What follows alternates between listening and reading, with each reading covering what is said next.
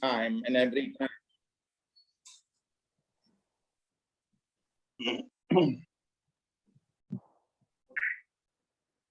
Hello? Yeah. Recording has started. Please proceed. Yeah. Friends, we are very fortunate that two friends and they represent the two nations, and they were ministers earlier, Mr. Manish Shankar Iyer and Khurshid Mahmood Kasuri, both are here today. And we are likely to be joined by Mushahid Hussain. And there are a lot of friends who have been in public life activists. So may I now request, without wasting any more time, request Kasuri Saab to initiate the discussion. And let's concentrate on how to improve the relations between the two countries, because we know that it's important for all of us that the relations between the two countries improve. They are far from normal at the moment. Kasuri Saab. Thank you very much. I would like to take some opportunity to thank you and other people who are on this webinar, because I'm sure they're all peace activists, and that's why they're here. They wish to promote relations between Pakistan and India. And one of the things that I would like to say is that you also asked me to speak on what are generally known as the 4 points, but I will speak about that in the end, because I wish to focus on other things. And I would like to state here, thank you for your kind remarks, that my interest in Pakistan-India peace started much earlier, much before I assumed the office of foreign minister. And that is why I must express my disappointment at the sort of reality or the ground position that exists today. Frankly speaking, and we need to be truthful without being harsh, but unless we are truthful, there is no progress that is possible.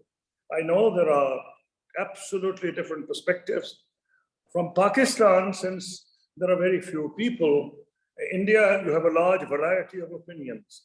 Those who have come here from Pakistan are people who, like you, wish to improve relations, and they've always had a very positive state of mind. Since you have a very wide audience, I hope what I say will not jar. I'll be truthful, but I wish to say that during my last meeting here on the webinar, some of my friends from India said that the ground reality has changed. I didn't have time to respond to that, but let me respond now. For those who wish really to improve relations Pakistan and India, they must know that no progress can be made unless the atmosphere improves. Now, what I'm going to say is not the view of a Pakistani. It is a view expressed by many eminent Indians and by a large number of members of the international community. It's the situation not just in Kashmir, but of Indian Muslims. Now that has a very direct impact. I'm not talking of interfering in each other's relations. I understand that quite clearly. We have no business, but whenever it's a question of human rights, then it becomes everybody's business. If it is Hindus in Sindh or if it's Muslims in India, you have equal right to, as long as it's based on facts, and I am there to respond to your questions, that this is a very disturbing situation. It's been covered by the international media, particularly the media in the West, which is actually very, very pro-India today, because they wish to quote India against China. But even the governments in the United States and Britain and their parliamentarians and human rights organizations have gone on record. That's number one. Number two, I wish to state that, even though we have completely different perspectives, some of us may have, others may not have. Mani and I do not have completely different perspectives. We may have differences. He is an Indian, I'm a Pakistani. So we do have differences in the way we look at things, but basically our humanity is shared. So now, as far as this Kashmir issue is concerned, because you've asked me to speak on peace, and you can't miss the elephant in the room. As far as, let's admit that out of the 10 near war situations, which I've listed in my book, 4 hot wars, the last being in Kargil. They have been on Kashmir. They have not been on anything else. They have not been cultural wars. They have been on Kashmir. Now, you may accuse Pakistan of certain state of mind, and we have our own perspective on it. But there are people who recognize that this needs to be changed. Furthermore, to people who may not think like us, but who still desire peace and development in our respective countries, I would like to say, apart from being neighbors, we have no option but to live in peace, because both Pakistan and India, unfortunately, have developed immense capacity to hurt each other by military means. And that is not going to be to anybody's advantage. Admittedly, India is a much larger country. Admittedly, its economy is much larger. But voices like trying to isolate Pakistan or trying to rubbish each other at the international level doesn't achieve any objective. We cannot isolate India.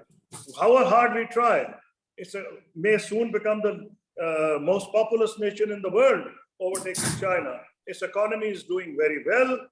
Similarly, we may not be as big as India is, but we are the 5th largest country, and we cannot be sort of wished away. We are a part of South Asia, a part of the Muslim world, part of the English-speaking world. So we must be realistic. Just trying, I know there are some people in India and Pakistan, very few now, but 30, 40 years ago, they used to say, oh, time will come and India will disintegrate. And I used to laugh. Nobody is going to disintegrate. And it's not in anyone's interest that these countries disintegrate and then we'll solve Kashmir. No. We have to resolve issues in the situation that exists today. Now, how do we go about doing it? First is by recognizing reality, and reality I've already stated. Now, you've also asked me, is there any positive signs? Let me state there are some positive signs. What are the positive signs? I've read readings by a large number of sophisticated Indians who today recognize that the situation in Kashmir and of Indian Muslims is not in India's interest. Forget about the interests of Muslims and relations with Pakistan, these people. So I'm not going to quote them because there are so many, it'll take a lot of time. But even let's say the patriotic with capital P Indians like like the former Foreign Secretary, Mr. Shekhar Gupta, they have spoken in many articles about the need to make up for Pakistan for reasons that suit India. And I have always felt that it is in Pakistan's interest to make up with India. Now, having stated that, I'll just briefly refer to 4 points and then give you 5 or 6 small steps that need to be taken. Now, as far as 4 points are concerned, there's nothing religious about it. There's nothing sacrosanct about it. So what is the importance of 4 points? The importance of 4 points is not taught in a jiffy. It took 3 years in which the military and the civil authorities in both countries, if you ask me, I'll explain. In India and in Pakistan, I have the names. I have read books on India. Who were consulted by Prime Minister Manmohan Singh, who was being consulted in Pakistan, I know. So this was 3 years of painstaking effort. What did it achieve? Basically, we're trying to find out if there is any way, because we have such vast differences in perceptions, is there any way where we can accommodate each other? What was the basic thesis? There will be no lasting peace unless Kashmiris live happily. 2, Pakistan and India have to be satisfied. Furthermore, apart from Kashmiris, you see, if Kashmiris were living happily, and there is a lot of opinion internationally which will tell you otherwise, Pakistan's voice will carry less weight. But the important thing is that Pakistan still is a party to the dispute. You cannot wish it away. But your case, Pakistan's case becomes important because of the Kashmiri thing. So what is it that we need to do? Minor points. They're not minor, they're important. What is the good thing that's happened? For example, the ceasefire on the border is still holding. And the language used by the DGMOs was very, very meaningful. They spoke language that normally politicians speak. In other words, they were speaking for their political bosses, that they would each address each other's co-concerns. But we're not that lucky. We've not reached that stage, but we are lucky that at least the ceasefire is holding. So let's sort of be happy with small mercies. What's the next suggestion? SARC should be reconvened because we are only hurting ourselves. There's a South Asian identity in which India is the largest country. And we do meet each other at other forums like Shanghai Cooperation Organization, but India is not the largest country. But here, India is the largest country. Then visa regime need to be liberalized, I say, in every meeting that we have. And it can include family meetings, contacts, tourism, religious pilgrimage, whatever. People-to-people contact is the ultimate solution. And I've stated in the past that I saw wonders. Normally, cricket matches are a substitute for war between Pakistan and India. But I saw Pakistan win in Delhi, and there was a carnival atmosphere. I saw Pakistan lose in Lahore, and India won. And what happened in Lahore? My Indian friends who had come thought, oh, there'll be rioting. Instead, there were young men and women of Lahore carrying Indian and Pakistani flags. It was at that time dubbed by the international media as public celebration of peace, which means you can change even entrenched attitudes.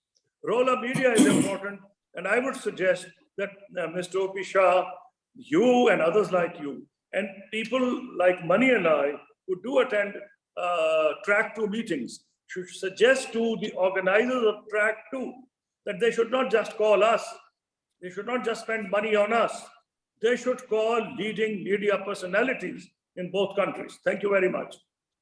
Thank you very much, Kasuri Saab. May I now request Nijamuddin Bhatt from Srinagar, eminent journalist and former member of Assembly, to offer his comments. We'll request Mani Shankar Iyer Saab to speak around 7. By then he would have heard many speakers. Mr. Nijamuddin Bhatt. My regards to all the. Just remember about 3 to 4 minutes. That should be enough. I could not hear Kasuri Saab all the time. I heard him summing up all his expressions, and he jotted down 3-4 things which are important, have been important. Having said that, I am of the opinion that at no point of time has ever India or Pakistan, the two states, denied the importance or need of two neighbors living in peace and harmony. Ever since partition and emergence of two countries, independent countries in the subcontinent, they have been witnessing spells of peace and hostility, spells of bonhomie and acrimony. We have seen many things happening: wars, negotiations, ceasefire, border clash, people-to-people dialogue, but at the same time, certain exchange of hate and acrimony and hostility. What I mean to say that what Kasuri Saab summed up, these seem to be, to an ordinary individual, failed experiments. Wars have not resolved, negotiations have not resolved. Many ventures were taken up by the two states as well as two peoples to see them together, to see them back to their shared civilization, shared culture, because they were part of one country till partition. Until and unless we assess why all these experiments have failed, I absolutely discard war or conflict or hostility as any solution. They will not, never will bring the two countries together. But people to people dialogue are two states coming to some kind of an understanding for a forward movement. Always give hope and will always be tried again and again, even if there are failures. What I mean to say that until and unless, you see, they have seen third party interventions, they have seen UN coming in, they have settled down on various agreements and then seeing those agreements breaking, they have seen people sharing their culture and ethos coming together and then coming to a point of confrontation. They will have to understand what is the major factor that drifts them away, always when they try to get together. Some say it's Kashmir, but I do agree that Kashmir has been the core issue which the two parties have always contended and will always contend. They have confronted, will always confront till resolution. But going to Genesis, the partition created kind of a hatred which is perpetuating, which is compounding. Once the atmosphere of acrimony and hate prevails in two peoples, I don't see that two states can ever succeed in getting together. The worst thing that has happened is these kind of events of hate and incidents of hate being used in both countries as a prospect for electoral gains has further compounded, has further drifted the two peoples away from one another. What I mean to say that these experiences, which look small in nature, but are the basic genesis which don't get us to any kind of a solution. There has to be a no war pact, one. There has to be kind of an atmosphere created in the entire subcontinent in two countries where two people realize that we are part of a same shared civilization, had a unique culture that would lead the whole world to some kind of peace and harmony, to some kind of realization of certain universal truths, to give humanity a kind of a chance to rule over all other ideologies. Until and unless we revive that past, two states will not be able, two governments may not do it. Two peoples will have to do it, and that can work as a cushion to move forward. If we agree to, if people agree to live together, if people agree that we have been part of one civilization, one culture, and can lead the entire world if we go back to our past. Not that the two countries merge, I don't suggest that, but that two cultures absolutely merge. There is no ideological confrontation, no creation of atmosphere of hate, and not involving states or provoking states or pampering states to get into confrontation and lose every chance of living together in harmony. Let there be no war pact one. Let there be an agreement that both countries abhor terrorism. Let there be an agreement that yes, certain issues which need resolution will have to be resolved.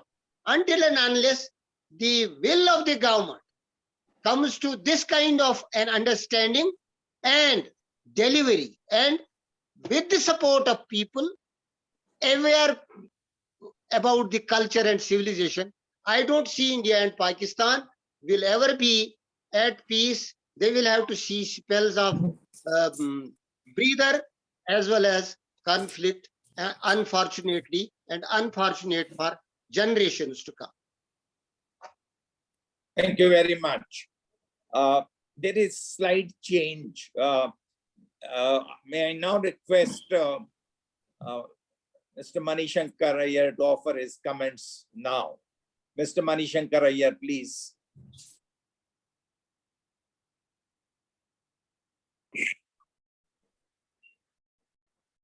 Mr. Manishankar Iyer.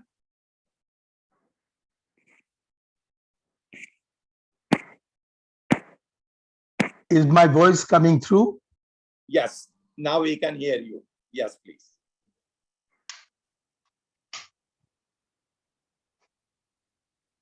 Now you can hear me? Yeah, Okay. very much. All I wanted to say is that I endorse all the 10 points made by my friend Khurshid Kasuri, and I think that should constitute the foundation of taking this dialogue forward. His 10 points are the most constructive suggestions I have heard in all these sessions that I have been attending for the last 3 or 4 years. That does not mean that I do not think others have not made a contribution, but indeed, Nizamuddin Saab just made Your voice is not clear now. suggestions that you Mani. have made, which I would like to quickly. Can you hear me? No, you are not. Can you heard hear me before. now? Please.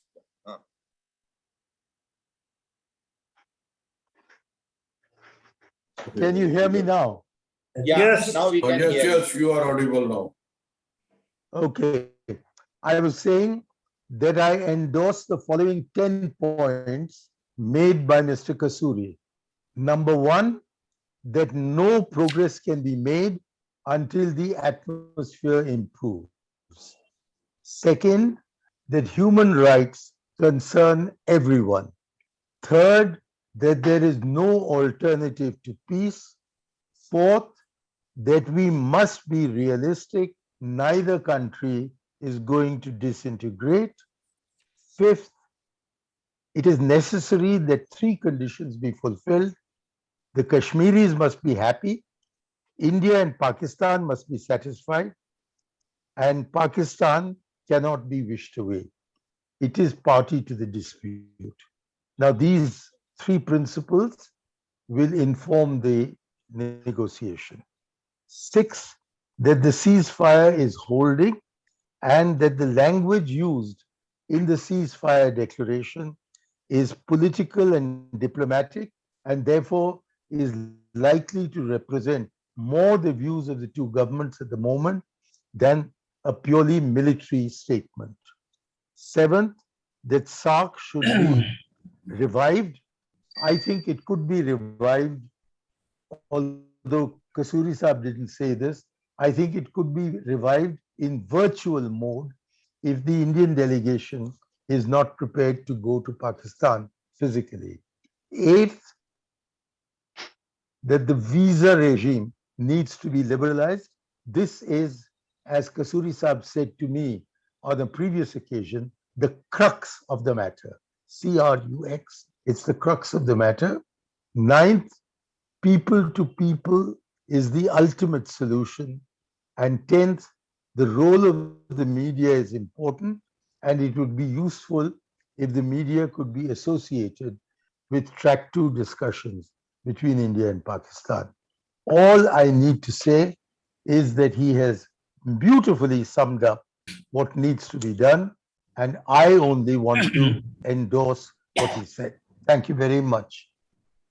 Thank you very much, Mr. Iyer. May I now request Mushir Hassan Saab, then Ashok Bhanam Muzaffar Shah Saab. Mushir Hassan Saab, takes 3 minutes. Thank you, Mr. Shah. As ever, this conference has been useful and it opens your mind and my mind and everybody's mind to various aspects of Indo-Pakistan relations. I mean, Mr.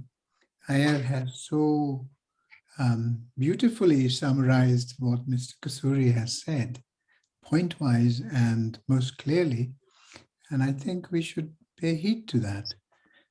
However, there are certain aspects of this that has some bearing in that change in governments affect policies. And Pakistan at this stage has a new government. And the situation is not stable politically as it should be in normal circumstances. And what the future holds, one cannot be certain.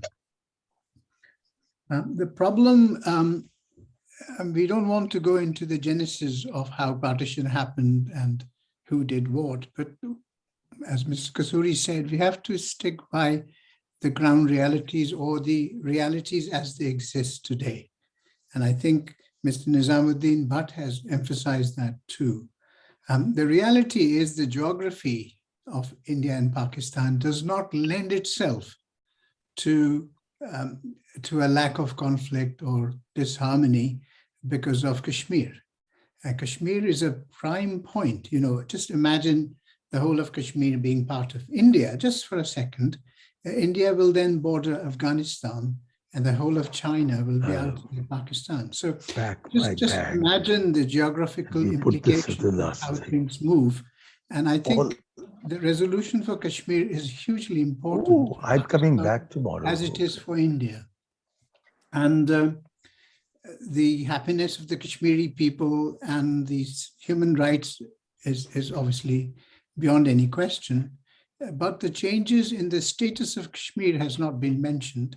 And the previous Pakistan government had made it conditional for relations to be revived on a return to status quo previously.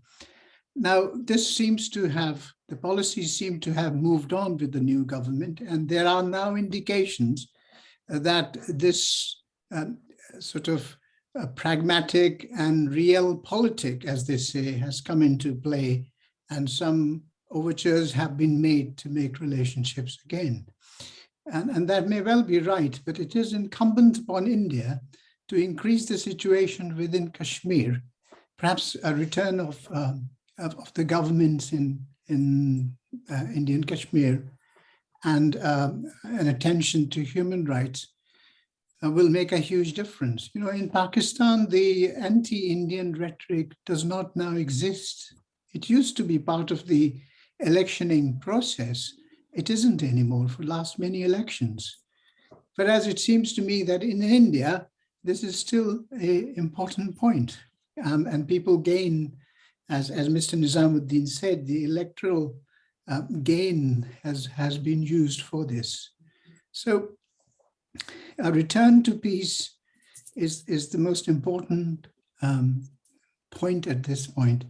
And the 4 points is an excellent start. I mean, there are certain things that are required.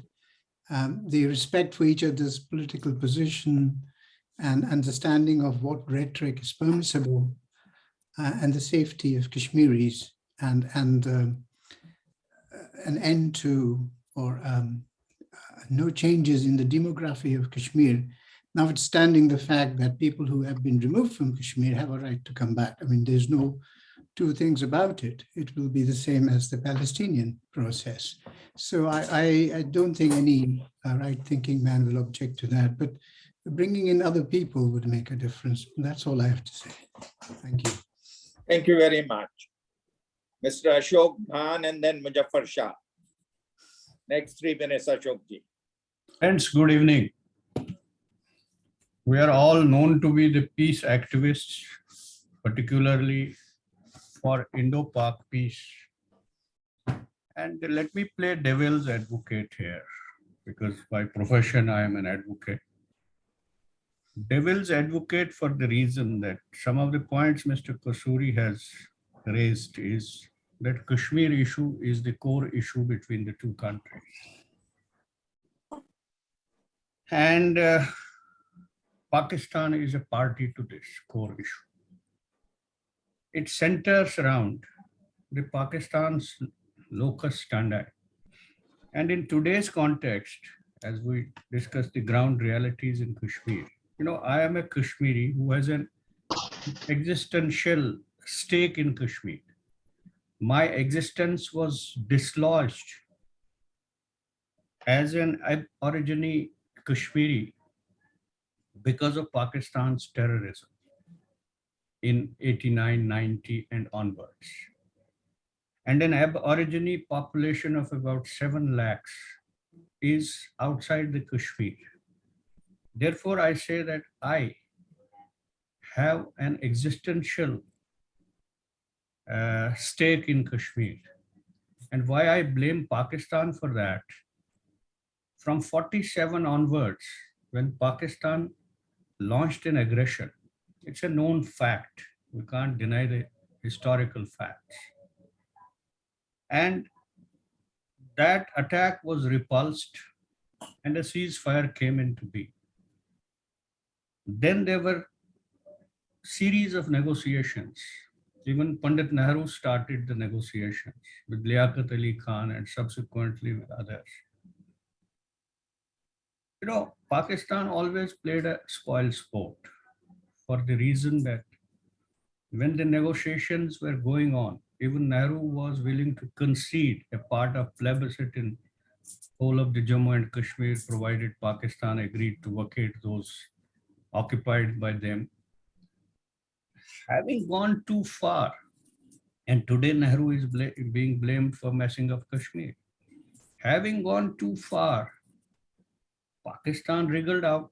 Pakistan went into a pact with America, military pact, and that Nehru had to withdraw all his offers. So subsequently, only one agreement which Ayub Khan and the Indian government could achieve. Thereafter, all the agreements, including the Shimla agreement, which after a great homework in India and on the Pakistani side, though Pakistan was going through a vanquished syndrome at that point of time. That time also India showed big brotherly attitude and said, we'll not take any disputed areas. So in today's context, is it really possible that when we have terrorism around, day in and day out, there are killings in Kashmir, and the evidence proves that these are all sponsored by Pakistan? Is it possible that terror and talks can go together? That is number one. Number two, 1 more minute, Ashok. Pakistan is not a party to the dispute. Pakistan is an elephant in the room in Kashmir because it wants to have some semblance of relevance politically in Kashmir. And may I tell you, in today's context, it has lost its relevance. The elephant has lost its weight. The elephant has lost its teeth. And it is out of the reckoning of people of Jammu and Kashmir because they see Pakistan as an instrument of death and destruction inflicted on Kashmir. It's a ground reality. The societal psyche is changing. 30 years, Pakistan could not hold on the basis of violence and terrorism to Kashmir's psyche as a friend. No, it is not. So the other visa regime, role of media, ceasefire is holding because of the efforts by both the parties. I was impressed by Imran Khan's NSA when he enunciated a theory, a doctrine for improving the Indo-Pak relations. Unfortunately, that government is gone now. And there was a hidden agenda that we should give moratorium to Kashmir for some time and move ahead on other issues. Because once you bring this dead horse in the well into the forefront of the talks, everything gets topsy-turvy. Nothing will move. In India, Kashmir is a greatest sentiment. And in Pakistan, it's a waning sentiment, let me tell you. Even the military discusses it at that level, that it's a waning phenomenon in military strategic Thank you. perspective. And it's a waning philosophy even in public perspective. people of both the countries want friendship with each other. They don't want these resolves and rhetorics to continue. Thank you very much. Thank you. Muzaffar Shah Saab from Srinagar. Yeah, today I am in Delhi, sir. Good evening to everybody. All the panelists there. I've been hearing our eminent panelists very carefully. Though let me be very brief and precise. I also do fairly agree to what Kasuri Saab laid down a path for peace, and that was ably seconded by our friend Mr. Shankaraya. I also do believe that it is time for us to move on and really the bridges for peace, because enough is enough in here now. Enough is enough between India and Pakistan. I think it is time that both the big brother and the younger brother, they sit down without their baggage of hatred, shun it away. What Mushirul Hasan also said, that situation may not be okay in Pakistan at this time, but it's not going to stay like that forever. Stability of Pakistan is very, very important for India and vice versa. And very, very important for Kashmir. We have suffered because of the problems between the two countries. And we being the core matter, whether somebody agrees or not, it is the core matter between India and Pakistan. It has to be resolved. My friend Ashok Ban said his views are also to be taken on board, because there have been tremendous sufferings. But somewhere down the line, I would even tell my friend Ashok, I would tell Manishankar Iyer, our Kasuri Saab, everyone on the panel, that we have seen all this. Our generations have seen it earlier and they're seeing it now.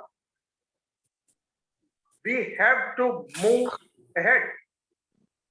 There is no other way but for peace between India and Pakistan. And we cannot keep on harping on the past.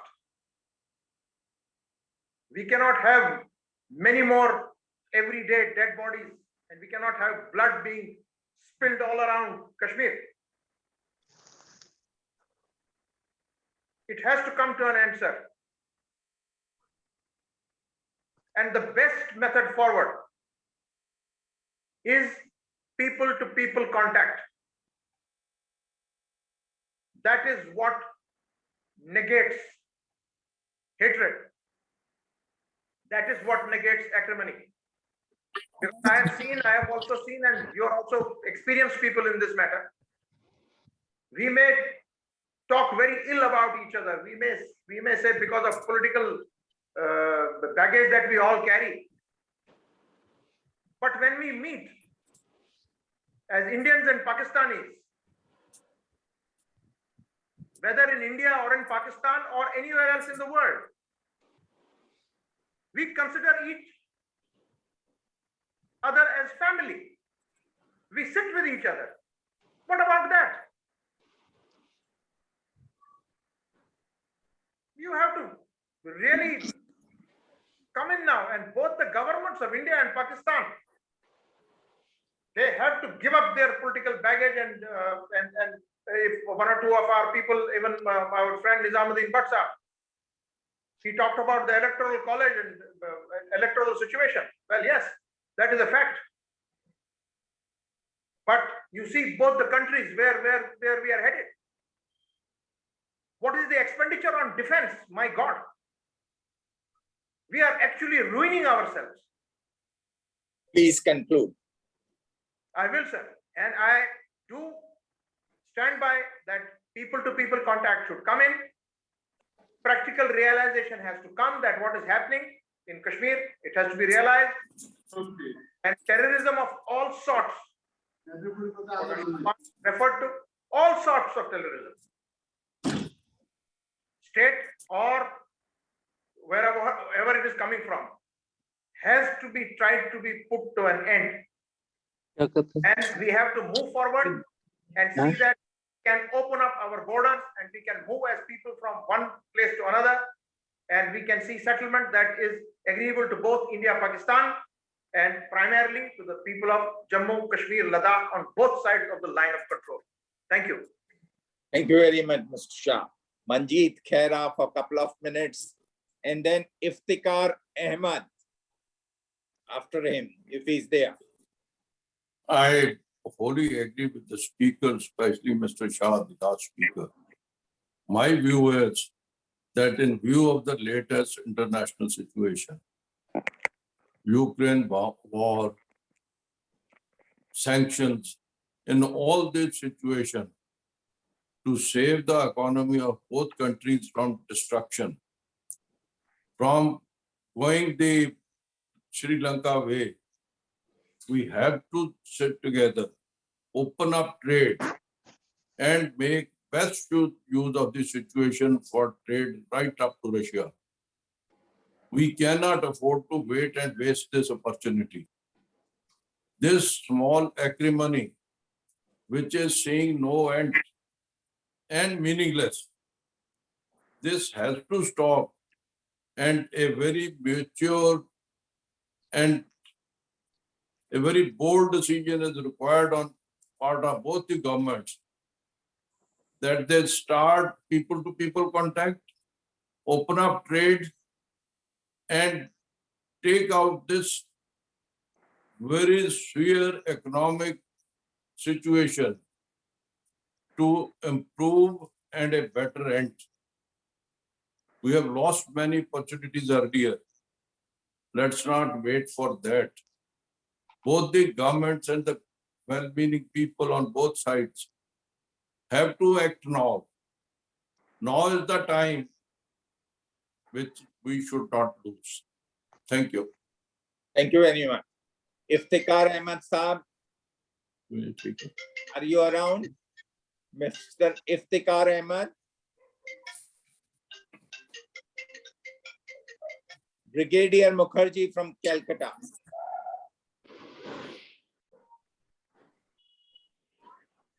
Brigadier Mukherjee. Good evening, Mr. Shah. Yeah, please, next 3 minutes yours. Thank you. Good evening to all the panelists. I am a soldier who has retired some 20 years back,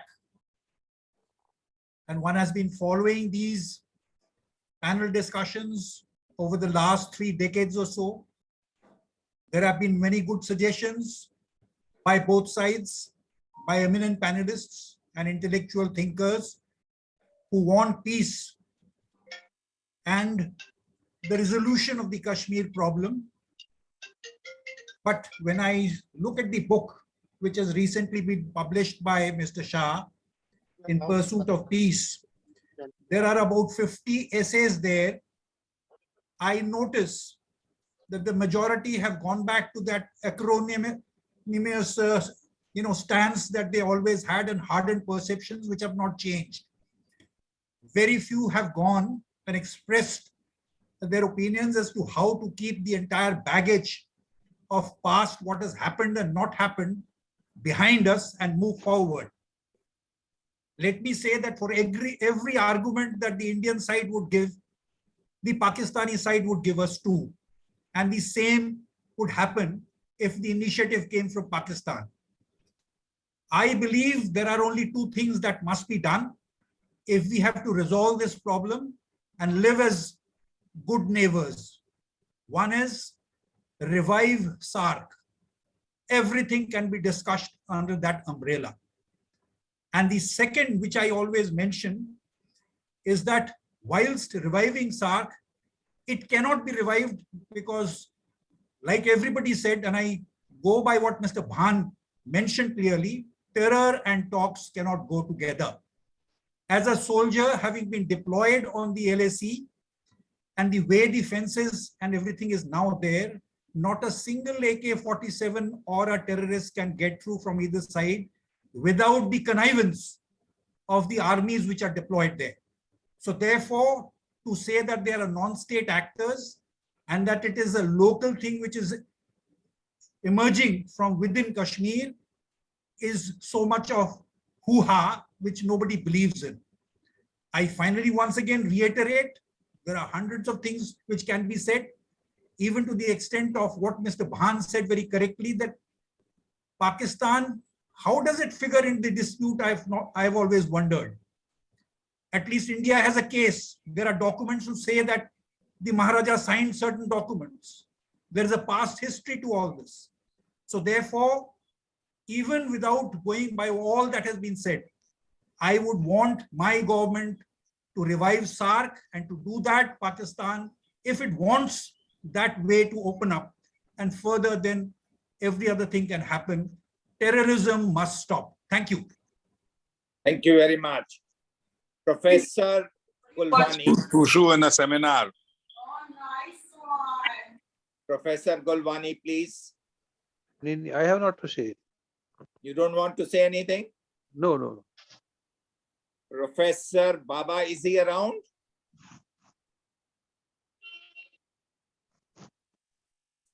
Abdul Rashid Saab from Muzaffarabad, is he there? He rang me yesterday and said that he would like to speak.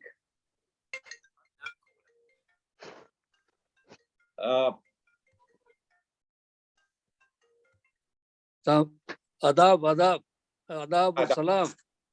He's there. आप Yeah. सुन सकते हैं? जी हाँ, जी हाँ, जी। बोलिए बोलिए बोलिए।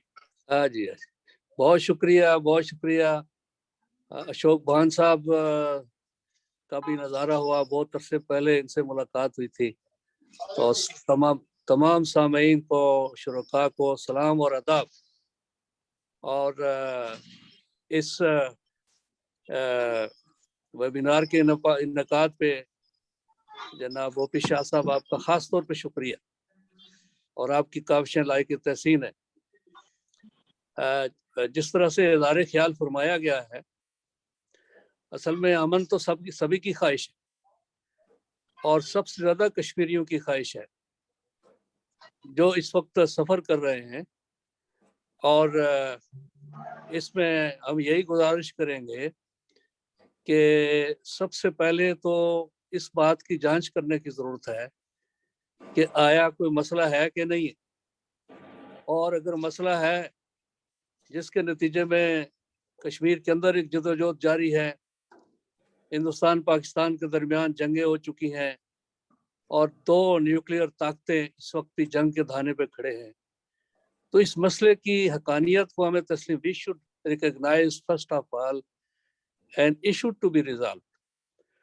और ये इशू कैसे हल हो, जंगो जदल से हो, वायलेंस से हो या अमन से हो, तो हमारी बिल्कुल दिली ख्वाहिश है कि इस मसले को अमन से हल होना चाहिए। अमन जो है वो मुज़ाकरात की सूरत में, दो तरफा मुज़ाकरात भी हों, सह अफ्रीकी मुज़ाकरात भी हों, और इस मसले के हवाले से जो रोड मैप दिया गया है, जिसको बैनुल अक़वामी बरादरी ने, अक़वाम मुत्तहिदा ने और दोनों बहन पार्टीज़ ने, उस प्रोसेस में कश्मीरी बतौर फरीक शरीक नहीं थे, लेकिन हिंदुस्तान खुद गया है सलामती कौंसिल में, और वो जो करारदादें हैं हक खुद इरादियत के हवाले से, जिसको Hindustan Pakistan both countries are signatories to those resolutions recognizing Kashmiris as a prime party. So इस फ्रेमवर्क के अंदर जो है हल भी मौजूद है, और हमें अपनी अनाउंस से निकलकर उस फ्रेमवर्क के मुताबिक इस प्रोसेस को आगे बढ़ाना चाहिए। कश्मीरी आपने देखा है कि गुज़श्ता 75 साल से अपने हक खुद इरादियत के उसूल के लिए जदोजहद कर रहे हैं। पिछले 30 साल से दो नैरेटिव हैं, एक जो बान साहब ने फरमाया कि टेररिज्म हुआ और उसको पाकिस्तान ने स्पॉन्सर किया, एक कश्मीरियों का नैरेटिव है कि ये उनकी इंडिजिनस जदोजहद है, 1990 में 10 लाख 15 लाख के जो जुलूस निकले श्रीनगर की सड़कों के ऊपर, जिनको मैसेकर किया गया, तो उस वक्त कौन सी स्पॉन्सरशिप थी इधर से टेररिज्म की।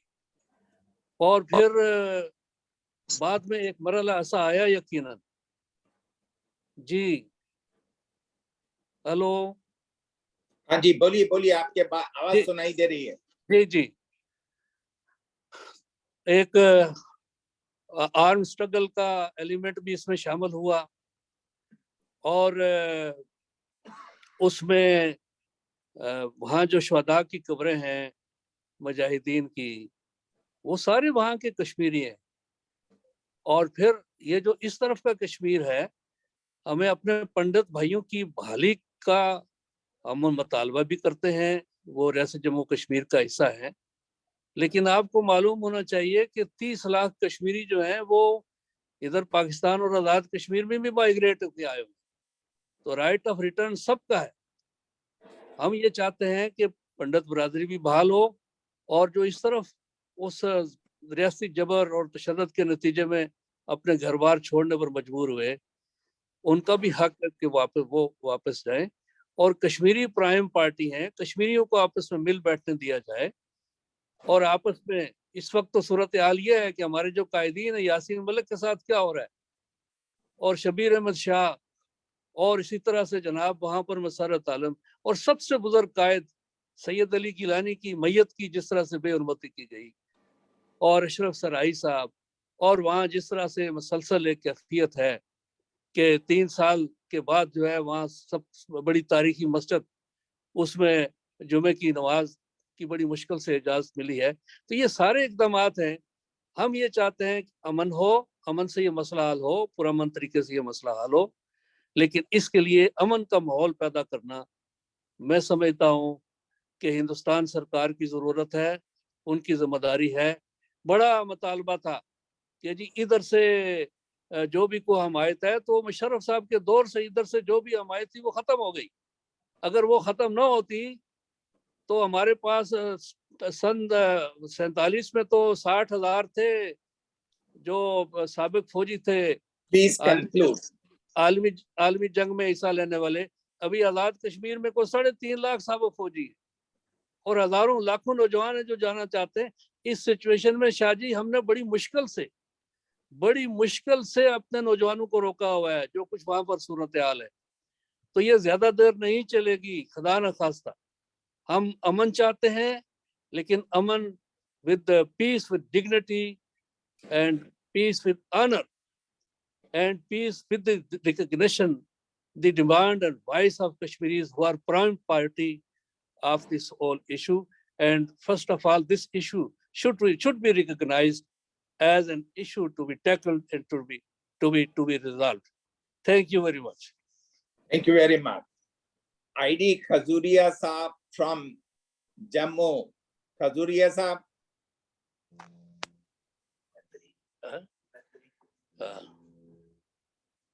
खजूरिया साहब। चलो जी, बात ठीक। जनाब हाँ साहब नमस्कार जी। जम्मू का नंबर बड़ा लास्ट में आता है। जम्मू साहब जो आपकी बड़ी मेहनत है, और आपको मैं इस बात का बधाई देता हूं कि आप हर मुश्किल हालात में हमें इकट्ठा करते हैं और बैठा लेते हैं। और आज मैं कसूरी साहब को भी सुन रहा था, और जो जहां जहां भी बातें आई हैं, इंडो पाक रिलेशन के लिए हमें एक राजनीति अपनी राजनीति की समझ बदलना पड़ेगी। राजनीति जो है वो जो नेशनल दौर की है, जिससे एटम जंगें हुई हैं, जिससे नेशनल वार्स हुई हैं, 14,000 जंग हुई है, वर्ल्ड वारें हुई हैं, उसी में से हम निकले हैं। और आज भी माइंड सेट हमारा वो जंगों वाला ही है। हमें अब बदलना पड़ेगा कि पॉलिटिक्स ऑफ पीस कैसे आगे बढ़े। अगर पॉलिटिक्स ऑफ पीस और इंटरडिपेंडेंस, जो वर्ल्ड इंटरडिपेंडेंट हम कह रहे हैं, हम दवाइयों में कह रहे हैं, बीमारियों में कह रहे हैं, रोटी में कह रहे हैं, पानी में कह रहे हैं, फंड्स लेने में कह रहे हैं, हर चीज में इंटरडिपेंडेंस है। लेकिन जब हम अपने मसले हल करने की बात आती है, तो हम इस तरह एक दूसरे के सामने आ जाते हैं कि एक दूसरे को खत्म किए बगैर कोई चारा ही नहीं है। मैं आपका बड़ा आभारी हूँ कि जो बातें हम बैठकर कर रहे हैं, अगर भारत में और पाकिस्तान में ये खुद ब खुद लोग 10-10, 20-20 बैठकर बातें करें तो पब्लिक ओपिनियन बन सकती है। आपने कलकत्ता में एक पीछे आज से 15 दिन पहले आपने एक सेमिनार टाइप रखा हुआ था, और आप जब उसमें अपने विचार रख रहे थे तो मुझे ऐसे महसूस हो रहा था कि शाह साहब जम्मू कश्मीर की तरफ से बाहर रिप्रेजेंटेटिव बनकर बैठे हैं, हमारी बात कर रहे थे, हमारी बातों को आप पूरा ब्यौरा दे रहे हैं कि वहां पर ये हो रहा है, वहां पर गाड़ी नहीं चल रही है, वहां पर धुआं है, वहां पर मार पड़ रही है, पुरानी बात हो रही है। ये अगर सब भारत के लोग कहना शुरू कर दे और पाकिस्तान के लोग कहना शुरू कर दे तो सरकारों को मजबूर होना पड़ेगा, और सरकारें अगर मजबूर होंगी तो हमारे मसले हल हो सकते हैं। सबसे ज्यादा हमें प्रॉब्लम जो इंडो पाक रिलेशन की जरूरत है, जो पीसफुल मेथड्स की या पीसफुल रिलेशंस की अगर जरूरत है तो सबसे ज्यादा जम्मू कश्मीर को है।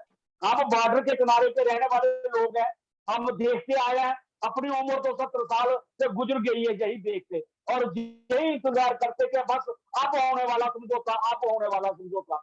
इसको जनता के आधार पर लाया जाए, और मैं आपसे ही ज्यादा उम्मीद रखता हूं कि आपने जो ये जिम्मा लिया हुआ है, चाहे 20 आदमी, 40-50 आदमी इकट्ठे करके आप लगातार बगैर थके हुए शुरू रहते हो करते हुए ये जनता के बराबर चला जाए।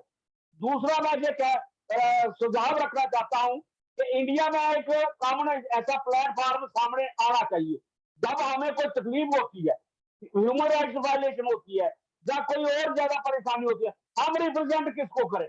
या तो इन्हीं पोलिटिकल पार्टीज के पास जाना पड़ता है कि जनाब मुझे मार पड़ गई, मेरा लड़का अंदर हो गया, हमारा ये हो गया।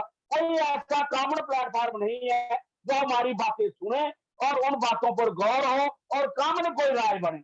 इसलिए ये एक बहुत जरूरी है, अगर दोनों देशों का बन जाए तो बहुत ही बढ़िया है, अगर नहीं तो दोनों देशों में अलग अलग बने कुछ टाइम के लिए, और दोनों देशों में ये हमारी बातें जो सुनने वाले लोग हैं वो एक जगह पर आए, और जम्मू कश्मीर का तो क्या पूरे हिंदुस्तान को तकलीफ है इसमें, तो आप ऐसा नहीं हम कह सकते कि सिर्फ जम्मू कश्मीर को, जो हम पिछले 8 साल से दौर देख रहे हैं, ये दौर इस वक्त तो हमारा मुंह बिल्कुल बंद हो जा रहा है, बड़े बड़े ह्यूमन राइट्स को पकड़ पकड़ कर अंदर दिया जा रहा है, और उनको सजाएं दी जा रही है कि 5 लाख जुर्माना कर दो इनको, इन पर केस लगा दो, ये कर दो।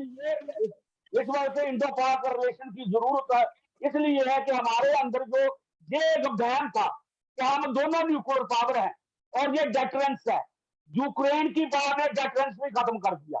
अब किसी को डर नहीं लगता है कि न्यूक्लियर बाहर चलेगी, मिसाइल चलेगी तो ये कर देगी, लोग देख रहे हैं, और कोई नहीं कह रहा नो बार, कोई नहीं कह रहा कोई बात नहीं, दुनिया में नहीं कह रहा, यूएनओ के दफ्तर में कोई नहीं कह रहा, ह्यूमन राइट्स कोई नहीं कह रहा, सब बाहर का मजा ले रहे हैं। इसका मतलब अगर हमारे घर भी लग गई, चाहे वो न्यूक्लियर भी लग गई, लोग इसका मजा देखेंगे और तबाही दुनिया की होगी। इसलिए सरकारें तो इसका मजा देखेंगी और तबाही लोगों की होगी। इससे वक्त रहते हमें आवाज उठानी चाहिए और इस आवाज को आगे ले जाना चाहिए कि politics of peace and interdependence with the behavior attitude of tolerance, coexistence and dependence। अगर हम ये नहीं करेंगे तो हम आज बढ़ पाएंगे और दुनिया में पिछड़ जाएंगे। धन्यवाद, बहुत बहुत शुक्रिया। Thank you very much.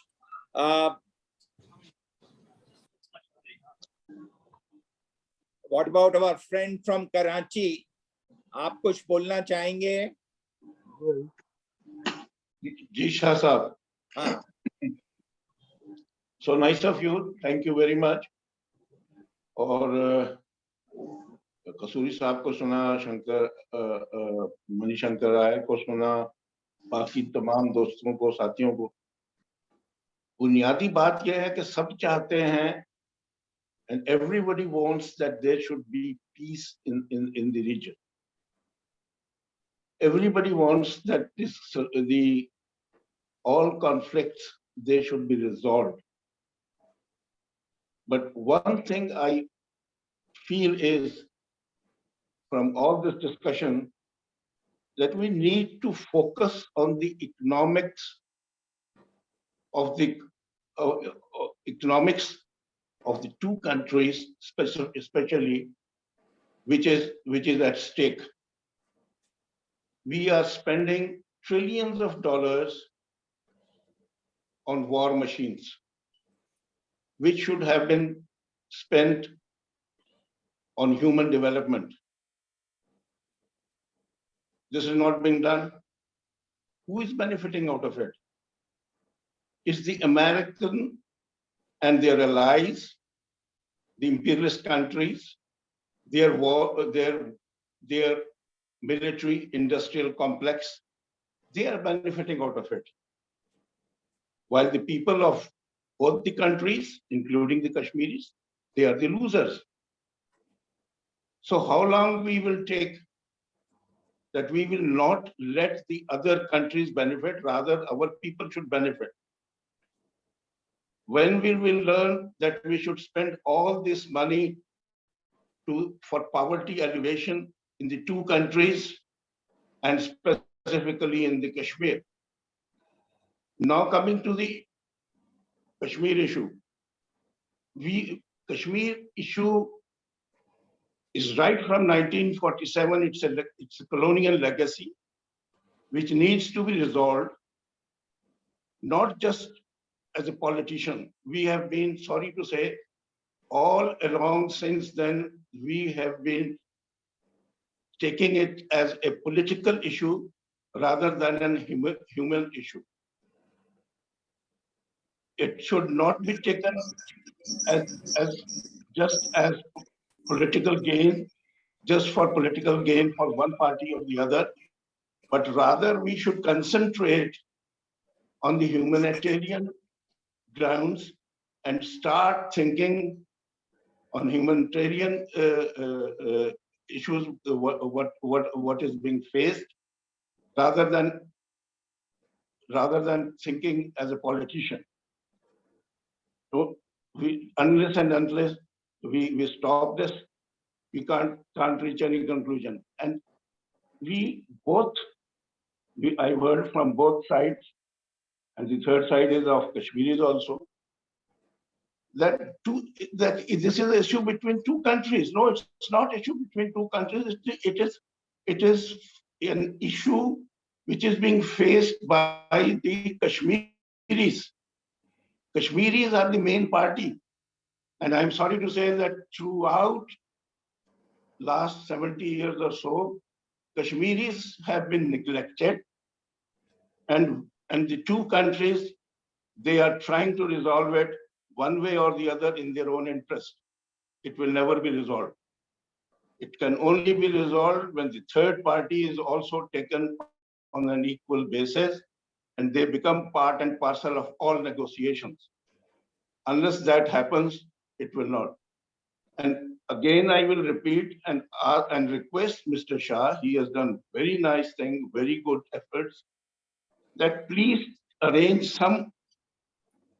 such a webinar which can talk that what peace can give benefit to the two countries and the region, and what we have lost and what we are losing economically. If all figures, I am not an economist.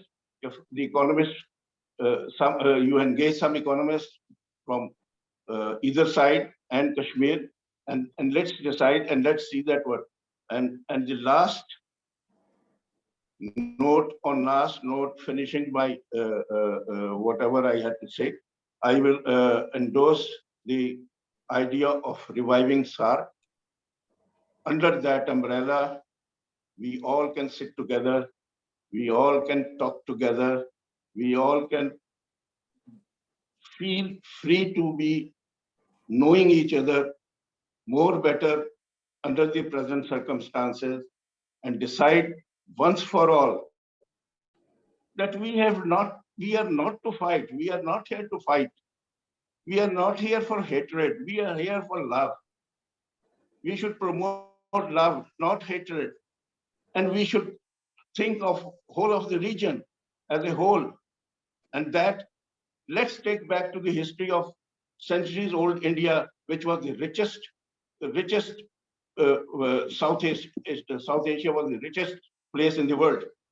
Now we are the poorest place in the world. Nobody is to be blamed. We are to be blamed. We South Asians have to be blamed. We can't transfer the blame to America or Russia or any other country. We are to be blamed. We lost everything. So please, let sense prevail. Let sanity prevail. Let's sit together. Let not fight. Let resolve our issues. Let resolve our conflicts and bring peace, harmony, and work Thank you. on humanitarian basis. Thank you. Thank you very much. Thank you very much. Sunil Vatal, do you want to add anything? I think, sir, I have been listening patiently, and I'm actually commuting right now, except for the fact that one point I would add, and I agree with what has been said by other speakers. And we all share a common DNA. So there is a DNA, there's a common link, and as it is for the entire region, the peace in the entire region is the demand of the day. And I would definitely say that more and more interactions, people to people interaction is the key here. We have seen in the past also, when we talk about this peace process, one of the main things is at grassroots, we need to increase people to people interaction. Of course, the administration, the governments, the formal channels will happen, but I think we need to push the informal channels more. So with that, I would just rest here because I am actually commuting, sir. Thank you very much. And is there any other friend who would like to offer any more comment before we request Kasuri Saab to offer his concluding remarks? Shah, Mr. Shah, Yeah. may I say something, sir? Yeah, please, as long as it is for improving Indo-Pak relations. I will try, sir. I'm honored to have this opportunity to speak in the company of such luminaries. I think social media is providing us some hope that, you know, we can connect with each other, we can discuss things. As far as the mainstream media is concerned, whenever Indians and Pakistanis discuss things, it becomes a shouting match. So I would like to learn something from Khurshid Kasuri Sahab with regard to the Kashmir issue. Mir Abdul Aziz, the late Kashmiri journalist who lived in Rawalpindi, used to say that Pakistanis know very little about Kashmir issue. Even our parliamentarians and senior politicians don't know anything about it. So, for example, how many Pakistanis know that Sardar Patel offered Kashmir in return for non-interference in Hyderabad, Deccan? And how many Pakistanis are told the facts about the Kashmir issue? For example, Junagadh. Under what logic was the accession of Junagadh accepted? I think we need to take a self-critical view of these things, and we need to educate our public. Unless the public is educated and we are, you know, we confine ourselves to narrow patriotism, no solution can be found. So we have to practice critical patriotism. So we have to educate our public. Junagadh, according to Ambassador Shahid Amin, he's a retired ambassador of Pakistan, accepting Junagadh's accession eroded Pakistan's case on Kashmir. And there are some writers, Sardar Shaukat Hayat being one of them, Sardar Ibrahim being another one, Feroz Khan Noon, Chaudhry Muhammad Ali. They have all written that Sardar Patel offered, Saifuddin Soz on the Indian side has written this, that Sardar Patel offered Kashmir to Liaquat Ali Khan and Jinnah, but they refused to take it. They were more interested in Hyderabad, Deccan at the time.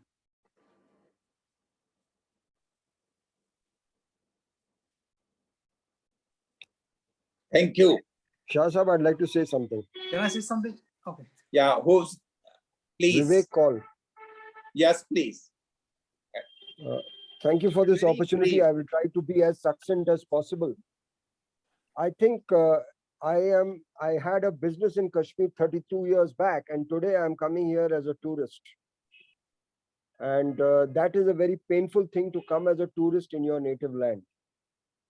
What is said about Junagadh, etc., is fairly okay. But prior to that, I think we need to ask, what was the basis on which the state of Pakistan was created in 1947? I And what think is let's the way in concentrate which on they would go forward now? Indo-Pak No, let me relations.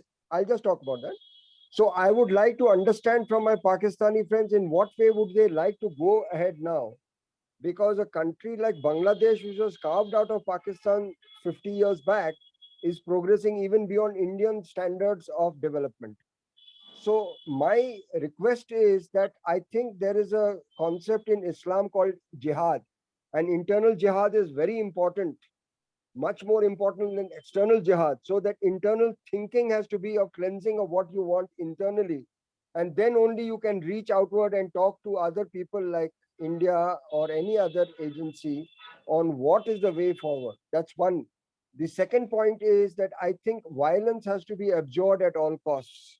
And I think that is something that is lost sight of by people who have talked very glowingly about some of the people who are considered not to be freedom fighters or martyrs, but plain simple terrorists. It is not important to name them. I am absolutely for peace, but I think it is extremely important that the basis and global human values on which peace is to be considered must be very clear and very succinctly stated, and there should be congruence between what is stated and what is done. There are several acts in Kashmir after 1947 that have deprived Kashmiri Pandits of their basic rights. Muzaffar Shah Saab has spoken about what has happened in 89-90, but I'd like to remind him, in 1951, there was a big landed abolition act in which Kashmiri Pandit properties were the prime targets. So there are so many layers of this. I, as a Kashmiri, would like to contribute to my own land, and I have come here to seek that. But I fear that I will be contributing more to the place where I stay now, which is Bengal, rather than Kashmir, which saddens me a lot. I hope that situation changes in future. Thank you very much. Thank you. Yes, Can I add Nitin. something? Yeah. Hello. Oh, yes, Nitin, for a couple of minutes.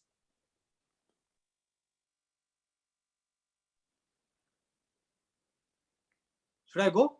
Or yes, please. Yes, Jai Jagat, and thanks all for this wonderful talk. I'm Nitin from Pune. I'm an engineer and Gandhi peace walker. I travel across the world by foot and bicycle to share the message of truth and non-violence for the last 5 years. And unfortunately, I couldn't went to Pakistan. I flew from Afghanistan back to India. And luckily, this time on 2nd of July, we are going 3 friends, me, my friend Yogesh Mathuria, who is a Vishwamitra and walking in neighboring countries for peace. And Jalandhar Chandole is from Wardha, he's also a Gandhian monk. So we are going to Pakistan on 22nd of July and going to be in Karachi for a week, Shikarpur and Lahore, to share the message of truth and non-violence. And like throughout this whole discussion and throughout the human history, what we understand that we human beings are very good at storytelling, and that's take us the next stage. But at the same time, this burden of story, the bad burden stories in the past that's happened, and you don't want to move forward the story to the next generation. So what should we move forward? It is love, compassion, and non-violence, and that's the 3 important values. That's what I learned from my last 5 years traveling without money. And I think so this is a wonderful message that Bhaveji, he's a disciple of Gandhiji, a Jai Jagat, the glory to the world. And I think so we should move forward to that line, how we can bring all people together, because the young generation losing this idea of nationalism slowly. So how we can bring the world together. And I think this is our small effort. So anyone in Pakistan want to meet us or want to host us will be, we like to grateful. Mir Pinyaji uncle is here. He's also hosting in Karachi. So Hussein Sabji, would like to meet you there in Karachi. It will be great to see you there. So gratitude and thank you. Thank you. Good luck. I hope. May I Thank you. please make a Thank you. quick point, Shah Saab? Arvind ji, yes, please. Ji. First of all, let me thank you for organizing this discussion. Let me also start by, commenting on the fact that it is very difficult to be a peace activist these days. Probably the worst time to advocate for peace between India and Pakistan. Anybody who talks about peace is immediately labeled as a traitor.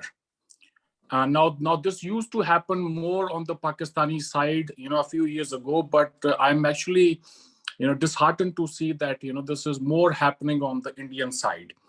Now, a lot of people spoke about various topics today here. I don't want to comment on each and everybody, but, someone spoke about Sayyid Ali Shah Gilani Sahab. So a few years ago, Sayyid Ali Gilani Shah was asked a question about IS. About the ISIS, sorry, and he then said, and this was quoted in Dawn as well, that it is difficult for a Muslim to live in a non-Muslim society as for a fish to live, out of water. So my question is that, if it is so difficult for the Kashmiris being Muslims to live in India, what are 250 million Muslims doing in India? That's a question that each and every Indian is going to ask at some stage. I remember meeting Javed Jabbar Sahab in Karachi a few years ago. To be precise, on 13th of December 2018. Now, this is a very same day when the assembly election results came out for Rajasthan, Chhattisgarh, and Madhya Pradesh. Jabbar Sahab came in and he said, oh, today is a very good day. Modi has lost elections in the 3 key states of India. So I asked him that, Javed Saab, you seem to be really happy about it. So what's the reason of your happiness? And to which he immediately replied, aren't you happy about it, Arvind? I said, well, now that you've already expressed your happiness and I'm in Karachi, I'm also happy, Javed Sahab, but I would like to know the reason of your happiness. And then he replied that, oh, well, India is a secular country. It would be great if it could be ruled by a secular party like Congress. So I said, about whom are you particularly worried if BJP rules India? He said, oh, I'm worried about all the minorities of India. And I said, Javed Sahab, perhaps you can be a little bit honest about it. To which he replied, yes, I am worried about the Muslims of India. So I said, Javed Sahab, equally, I am also worried about the minorities of Pakistan. Wouldn't it be great if Pakistan too were to be a secular country? And Javed Jabbar Sahab immediately replied, oh, no, we are an Islamic nation. I said, how convenient, Javed Sahab. आपने तो एक second भी नहीं लगाया मुझे ये जताने में that you are an Islamic nation. Well, guess what? The majority of India today feels that the burden of secularism in the last 75 years was only carried by the majority, and the peaceful minority community is simply not interested in this idea of secularism. So I think it's about time that we acknowledge the fact that yes, Pakistan is a separate nation. Our former prime ministers have done that time and again. But Pakistan can make some fundamental changes to align themselves not just with India, but with the rest of the world, to make sure that we all move in the same direction. Kashmir is a test case of Indian secularism and democracy. So this rhetoric of Pakistanis supporting the Kashmiri cause just because the people who live in the valley are Muslims, I think it's just not good enough. So every time I speak with the Pakistani people, they say, oh, they are our brothers because we are Muslims. So is Pakistan's case for Kashmir, I mean, what is the basis for it? Only being Muslims, please conclude. Only 10 more seconds, sir. Only being Muslims, I don't think that is sufficient enough. Perhaps it's about time to build a new case, a case which is on the basis of shared history, shared humanity, and some sort of shared values which would take us forward. Thank you so much, Shah Sahab. Thank you very much, Arvind. Is there anyone else who would like to make? Yeah, yes, please. Can't hear you. आपकी आवाज नहीं सुनाई दे रही है. This is Mushir Hussain from Scotland. I'm originally from Pakistan, and that is where I belong. So I just want to say I was very taken by Mr. Nathan's peace journey on the cycle, and may he be successful and may his journey be fruitful. But equally, it was sad to see comments about the history of our countries. If we go back into history, तो बात बहुत दूर तक चली जाएगी. You know, there's so many things in our history that are contradictory, that are basis of conflict. But you know, if you just look as an example, you know, the rejection of the ABC formula of the Simon Commission by the Indian leadership of the Congress, although they initially accepted by Gandhi, but the working committee cancelled it, and the Muslim League and Jinnah had accepted it. You could see that this was a time for a federal India with three parts. And this would have kept India together. It was the Congress and the Indian majority that refused it. So if we go into the past, we'll go too far back. And this idea of Muslims being cannot stay in a country where the rule is outside of Muslim hands is a very old movement during the British times, when people immigrated to Afghanistan and came back to the frontier to fight the war. And it was mostly fought with the English and the Sikhs at that time, as it happened. So if we go into history, it will become very complex. But the reality is that Bangladesh today is a reality. It is still an existent part. Remember when Bengal was partitioned in 2007 by Lord Curzon, there was huge agitation in Calcutta, such that, you know, to the extent that the Indian government, the British government, was frightened that there might be an armed uprising. And so they quickly put it back together. And now that Bengal is partitioned, the basis of the partition in Bengal is the basis of religion, is it not? Bangladesh could have been part of Bengal, and Bengal could have been part of Bangladesh, but it isn't the case. So there are some factors we do not completely understand or take it. You know, human beings react in different ways. The idea of secularism and the body politics of religion are completely different things. So if we go into these things, we'll get totally, you know, totally out of track. We have to stick with the peace track. What is there is there. And so we have to build on that, as, you know, as Mr. Kasuri said, and Mr. Shankar Iyer said. I think that forms the basis of it. That's all I have to say. Thank you. Thank you very much. Anybody else? Shah Sahab, could I say one line? Yes, please. Mushir has very rightly put the records straight, historical records straight, and others have also talked about history. One line I would like to say is that let's not live in history. We should learn from history and try to make history. We are here to make history, not to live in history. Create history of peace. Peace. Yeah. Anybody else? Shah Sahab, am I audible? Yeah. Advocate Singh from Delhi, Jammu. Thank you, sir. I have 3 minutes yours.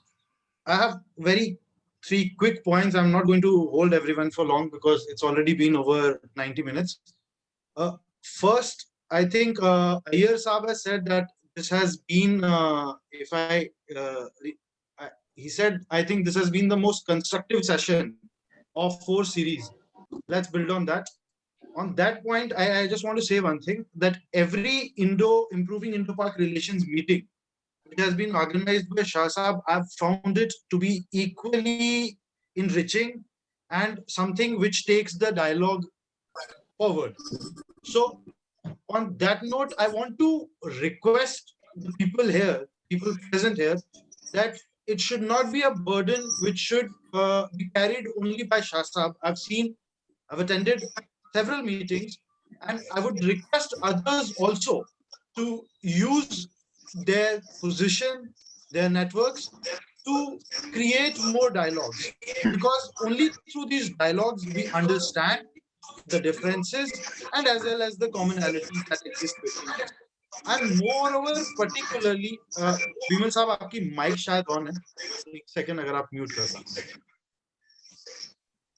दें. One point which I want to highlight here is that the number of meetings which have happened ever since COVID came into picture and basically pushed us to rely on technology. Because before that, the entire focus was on physical meetings, and Shah Sahab will agree with me on this, that there was a lot of handicap surrounding organizing or creating those dialogues. And now that we've transitioned into this technology age, and this has facilitated dialogues like this, where people sitting in POK, people sitting in Scotland, people sitting in Pakistan, Karachi, all over the world are able to come here and talk. We should use this more often, and that would really benefit. And again, I would like to thank Shah Sahab. It's been an absolute pleasure listening to everyone. That I don't feel I'd love to listen more. Thank you. Thank you. Anybody It else? is only because of Shah Sahab that I am awake in New Zealand at 2 in the morning. You know, imagine the kind of hardship that this man, 2 o'clock in the morning, he's attending. I mean, It's midnight. fantastic. It's midnight. You know, rather. when I did send him the invite, I was feeling guilty. I says, if he comes to attend the meeting, he will miss his sleep. But he is committed to the cause.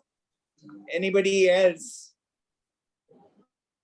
Sir, may I say a few things? Please.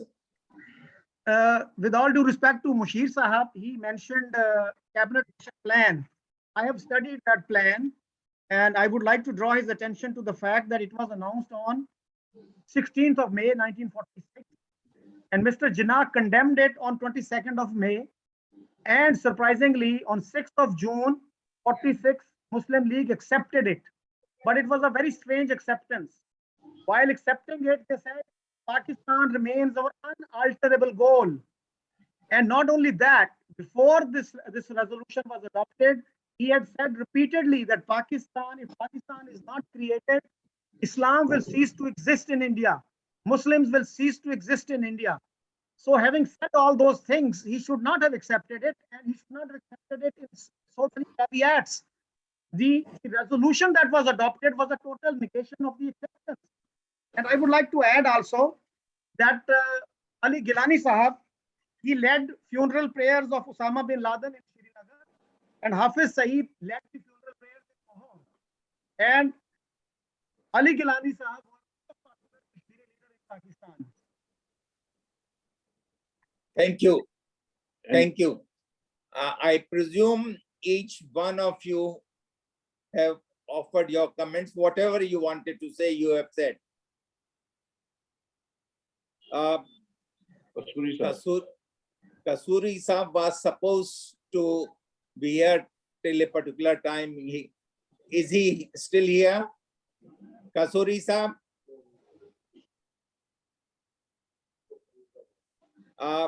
Mushahid Hussain Sahab was supposed to come late. He says he will come from a condolence. Can you hear me? Can you hear me? Yes. Mr. Kasuri. Yeah. We are looking for your concluding remarks, Kasuri Sahab. Okay, thank you very much, Mr. Shah. And I have listened to everything that everybody has said. It's always enriching to listen to other perspectives. But I think as Mushir Hassan Saab and the other gentleman whose name I could not get, who spoke in the end about cabinet mission plan, it only proves one point, whether it's the division of Bengal or whatever. Let's not go back into history. How long will you go back?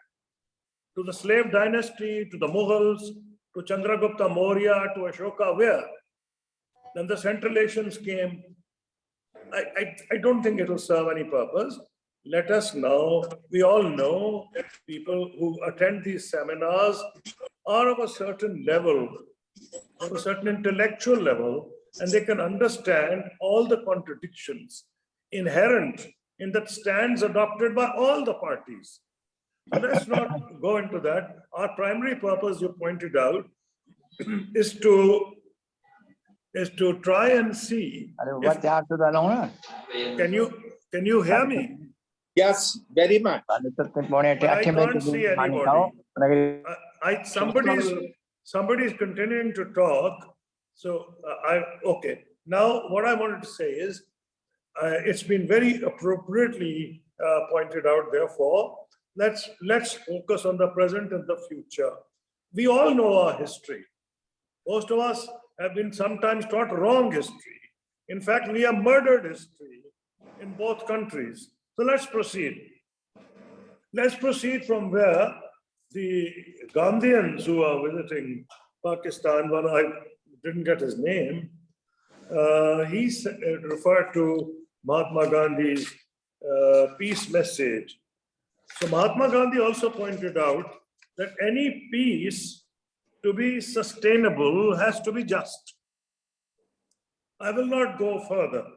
All I'm going to say is this, that there are certain basics which were non-controversial, which Mani Shankar supported, which I had proposed, and Mani Shankar himself has proposed these things on many occasions, which I have supported, because we know the respective stands of our parties, of our countries. I also know that if we were to reiterate them, there'd be no purpose in having this sort of a meeting. The point is to go further from that, and the points that I had suggested were the least controversial. You heard people talking about United Nations Security Council resolutions. You heard people being expelled, Pandits being expelled from Kashmir. Then you heard 30 lakh Kashmiris being expelled who are living in Azad Jammu Kashmir. Where are we going to go? So I think basically let's focus on what can be done. And I don't wish to repeat that. The meeting has already been very long. I would conclude by saying the answer, the key is people-to-people contact. I say this with experience, not simply because it sounds nice. I have experienced it when there were very entrenched positions in Pakistan and India. It changed in almost 1.5 years because I was particularly supporting a liberal visa regime, and in response, Indians also did.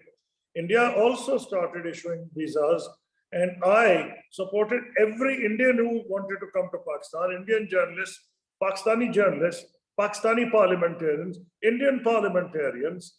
I used to encourage and ordinary people, trade, culture, singers, film stars. This people-to-people contact is the way out. These problems are there. We cannot wish them away when people are asking what is Pakistan's locus standi. An alternative question can be asked, what is India's locus standi? After all, Congress always stood for the rights of the people, not for rights of princes and maharajas. But that will again get us nowhere. So I suggest we focus on what is doable. And I tried to suggest that, and I'm very grateful that Mani Shankar seconded it strongly. And many others, I noticed, supported it. Thank you very much, Mr. Opishar. Thank you very much. Let me just say a couple of sentences. One, that Kasuri Saab suggested that we should not just concentrate on activists and the political leaders, but we should try and organize the journalists of the two countries to meet. I would seek his help in getting visas for the Indian journalists in Pakistan or the Pakistani journalists visiting India. We'll be very happy in organizing one such event very soon. It's just a question if we can get if you can help us in getting. Well, you have to give visas to Pakistanis. I don't have to give them, which you do not. And there have been cases which I have helped Indians to come to Pakistan, and they were refused by your government from even traveling to Pakistan, although they had visas and passports. So let's, if we can work. So and you see try that- yourself in Delhi, and if you can get people to come to Pakistan or Pakistanis to get to India, I mean, it'll be a great thing. I agree with you. Yeah. Please also think of the media people whom we can invite from Pakistan. We'll be very happy to do it. It will be a useful exercise, worth doing it. Thank you very much for your participation, and hope that we meet soon and carry this work of creating a climate of trust and confidence in the subcontinent so that we can improve Indo-Pak relations. Thank you very much once again. Thank you. Thank you. Thank you, Shah Sahab. Thank you very much, Shah Sahab. Thank you, Mr. Shah. Thank you so much. Thanks, Shaji. Thank you so much, everyone. All of you, it was very nice. Thank you. Thank you, Suri Sahab. It's always Thank a you very pleasure. much. Okay, thank you. Thanks for inviting me. नमस्कार नमस्कार सभी को नमस्कार Okay, ji. Okay, bye. Okay. Can you see me? Yes. Jai Jagat. Bye bye. Okay. Thank you. Bye bye. जय जगत जय जगत मेरे फोन भी नहीं मिलेंगे, इसको ऑफ करो. Thank you, Shah Sahab. Yes. Thank you, Picha. Thank you. Thank you, Pisha.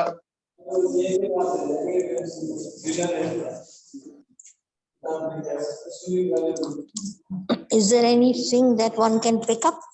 यहाँ पे ये सब lectures यहाँ पर different एक मिनट देखना पड़ेगा ना caste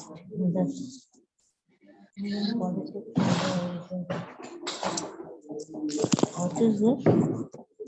This is caste